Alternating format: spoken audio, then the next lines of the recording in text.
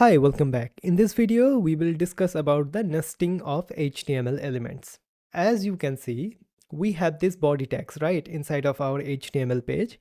And inside of the body, we have the h1. And inside of that particular body at the same level, we have this paragraph element as well.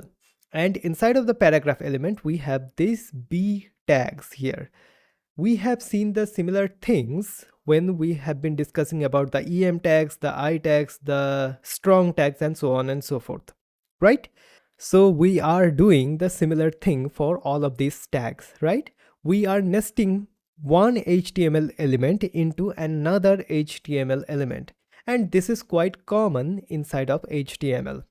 So if I just go to the browser, as you can see, if I just open up the DevTools, as you can see, we are seeing the same things. We have the body, inside of the body, we have the paragraph, inside of the paragraph, we have these b tags and so on and so forth. Okay. And this is quite common. Okay.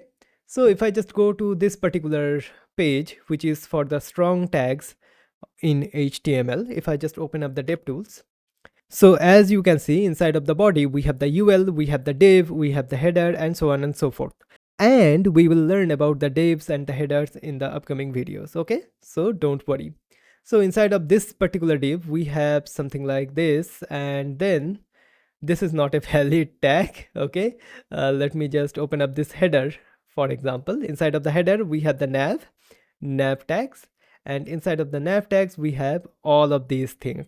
So we are nesting HTML elements one into another. Okay, and this is quite common inside of HTML.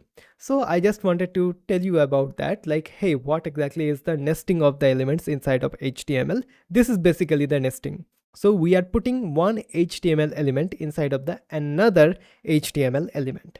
Okay. So while progressing inside of this course, you will get hang of it. Okay, so don't worry about that. All right, so this is basically the nesting of HTML elements. Okay.